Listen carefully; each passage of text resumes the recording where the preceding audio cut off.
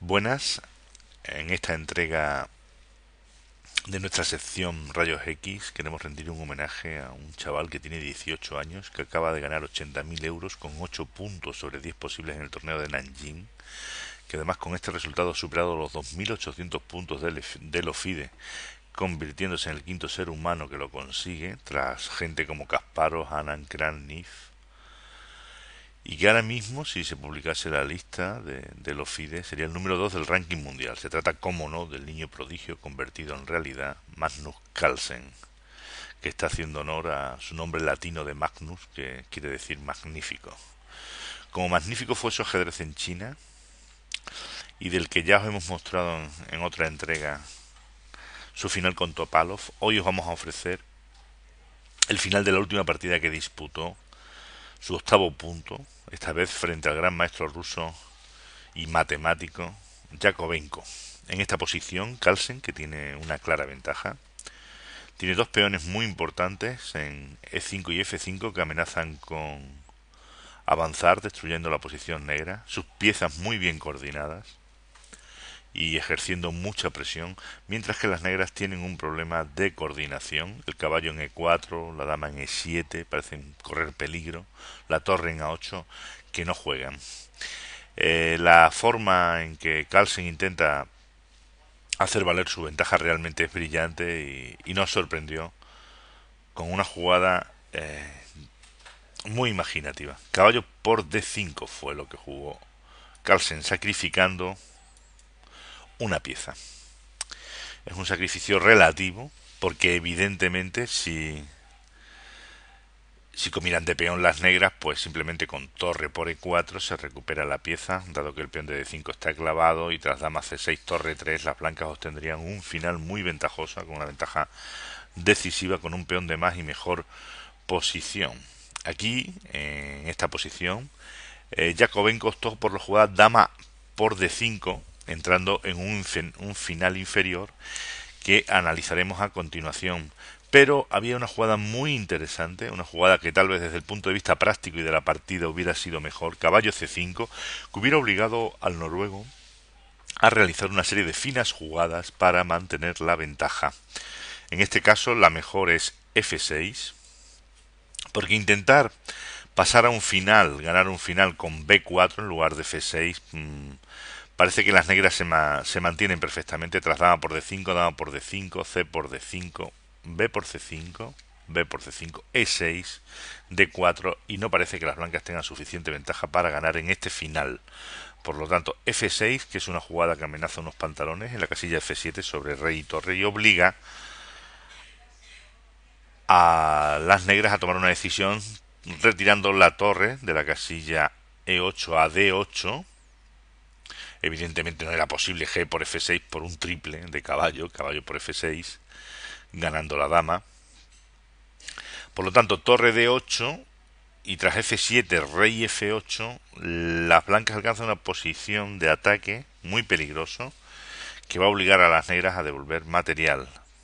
Tras dama por D5, E6, amenazando en la casilla E7, lo cual obliga a caballo por E6, dama por H7, y ahora la dama penetra por el flanco de rey.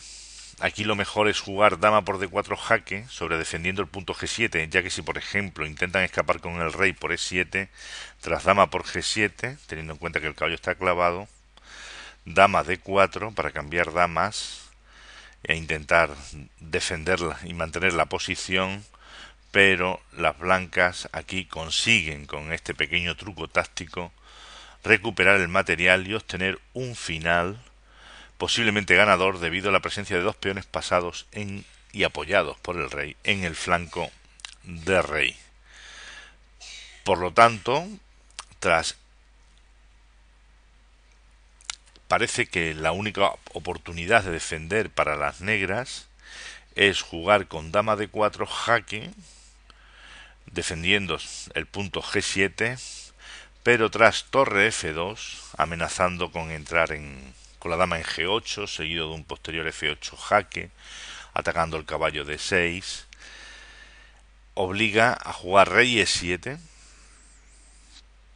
Y ahora, tras dama F5, atacando el caballo de 6 y obligando a retroceder a la dama, dama de 5 y dama G6,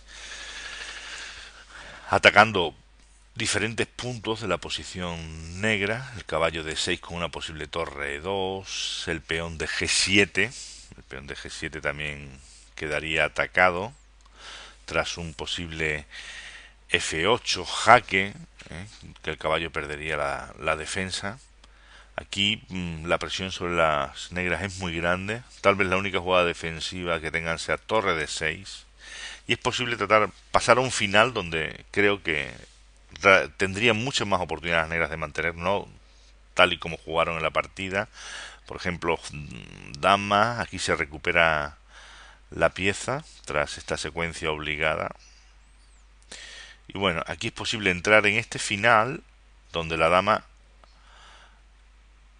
queda muy bien porque defiende el peón de DB2, que en principio va a ser un freno importante para los peones negros, en el caso de que las negras quieran quedar contrajuego, y el peón de H4 va muy rápido hacia la casilla de coronación.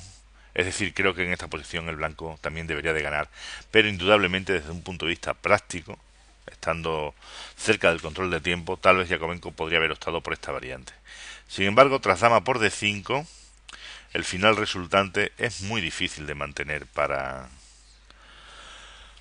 las negras. Aquí Carlsen jugó con seguridad, jugó E6, no hacía falta apresurarse, por ejemplo, con jugadas como F6, que dan oportunidades defensivas a las negras, aunque también con clara ventaja blanca, en esta línea.